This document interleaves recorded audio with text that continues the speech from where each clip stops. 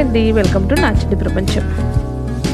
ఇవాళ వీడియోలో మనం కజ్జికాయలు ఏ విధంగా ప్రిపేర్ చేసుకోవాలో చూసేద్దాము. కజ్జికాయలు మోస్ట్లీ అందరికీ తెలిసే ఉంటుంది, కానీ ఈ కజ్జికాయలు కొంచెం డిఫరెంట్గా ప్రిపేర్ చేస్తానండి. ఇవి నార్త్ ఇండియా స్టైల్లో నేను ప్రిపేర్ చేస్తాను. కోయా కజ్జికాయలు అనమాట, కోవా కజ్జికాయలు అనొచ్చు. మనం పాలకోవా ఉంటుంది కదా, దాన్ని కూడా యాడ్ చేస్తామన్నమాట. చాలా బాగుంటుంది. ఇక రెసిపీ స్టార్ట్ చేసే ముందు మన ఛానల్ని ఫస్ట్ టైం విజిట్ చేసినట్లయితే ఛానల్ని సబ్స్క్రైబ్ చేసుకోండి, అలాగే లైక్ చేయండి, షేర్ చేయండి. ఇక రెసిపీస్ చూసేద్దాము. ఇక్కడ నేను ఫస్ట్ పిండి కలిపేస్తున్నానండి. 1/2 కిలో మైదా తీసుకున్నాను. గోధుమ పిండితో కూడా చేసుకోవచ్చు. మైదాలో కొంచెం ఒక చిటికెడు ఉప్పు యాడ్ చేశాను. తర్వాత ఒక 3 టేబుల్ స్పూన్స్ వరకు వేడి నూనె యాడ్ చేసుకోవాలి.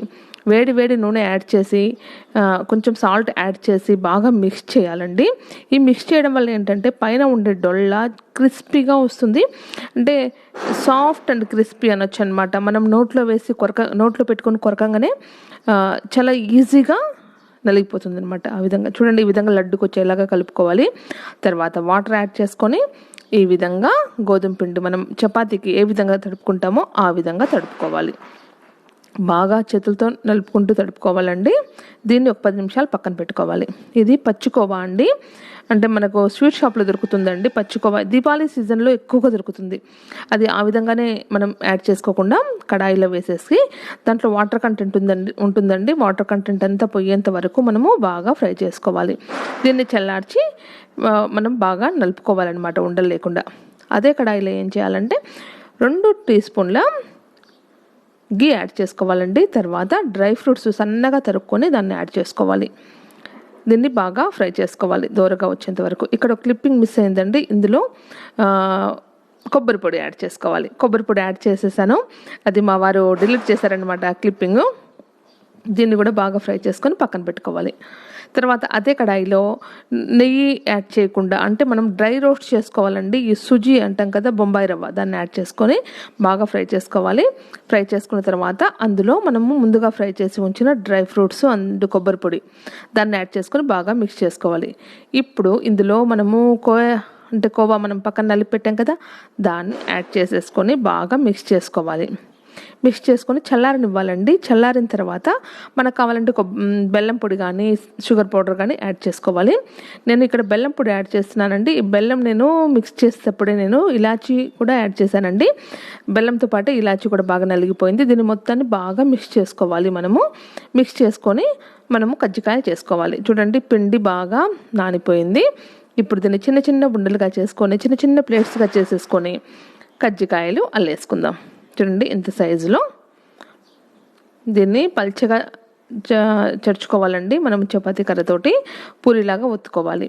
ఒత్తేసుకొని చేత్తోనే అల్లుకోవచ్చు, లేకపోతే కజ్జికాయల మిషన్ ఉంటుంది కదా, కజ్జికాయల బాక్స్, దాంతో కూడా మనము చరుచుకోవచ్చు. దీనికి వాటర్ అప్లై చేయాలండి. సరౌండింగ్స్ మొత్తం వాటర్ అప్లై చేయడం వల్ల ఏంటంటే మనకి కజ్జికాయ ఊడిపోకుండా ఉంటుంది. చూడండి, ఈ విధంగా ప్లేట్ చేసుకున్న తర్వాత ముందుగా వాటర్ అయినా అప్లై చేసుకోవచ్చు. మనము దీంట్లో, ఇది కజ్జికాయల మిషన్, దీంట్లో వేసేసుకొని కూడా మనము వాటర్ అప్లై చేసుకోవచ్చు.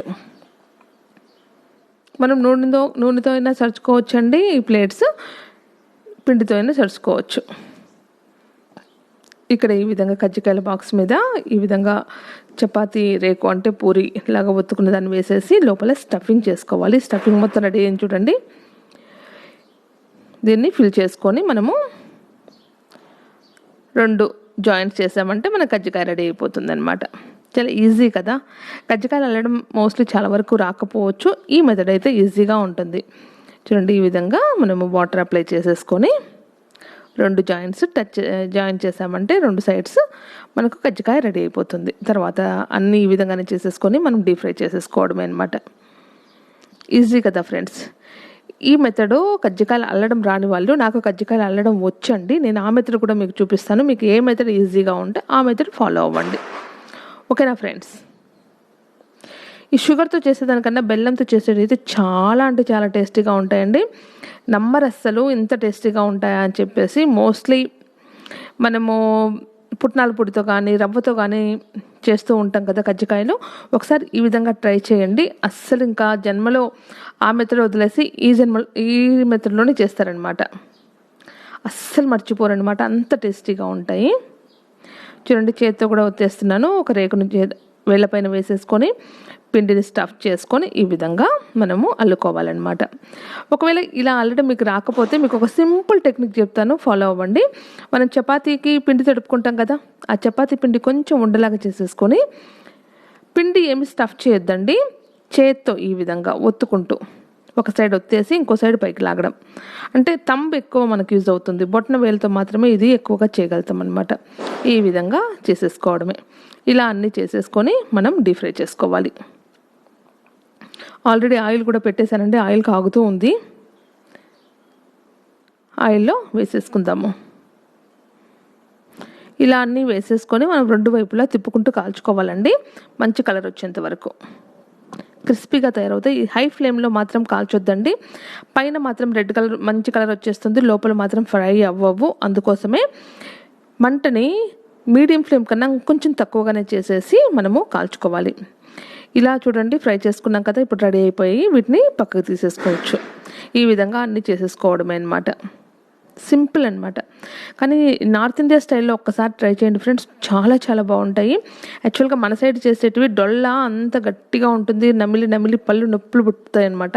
కానీ ఈ స్టైల్లో చేశారంటే సింపుల్గా ఈజీగా చూడండి ఎంత ఎంత మంచిగా వచ్చాయో.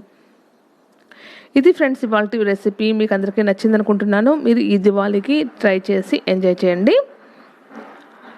ఇక వీడియోని లైక్ చేయండి, మీ ఫ్రెండ్స్కి ఫ్యామిలీ మెంబర్స్కి షేర్ చేయండి. ఛానల్ని ఫస్ట్ టైం విజిట్ చేసినట్లయితే ఛానల్ని సబ్స్క్రైబ్ చేసుకోండి. సబ్స్క్రైబ్ బటన్ వీడియో కింద రెడ్ కలర్లో ఉంటుంది, దాని పక్కనే గంట సింబల్ని కూడా యాక్టివేట్ చేసుకోండి. నా కొత్త వీడియోలో నోటిఫికేషన్ మొత్తం మీకు వస్తుంది. ఓకేనా ఫ్రెండ్స్, నెక్స్ట్ వీడియోలో మళ్ళీ కలుద్దాం. అంతవరకు కీప్ వాచింగ్ అవర్ ఛానల్.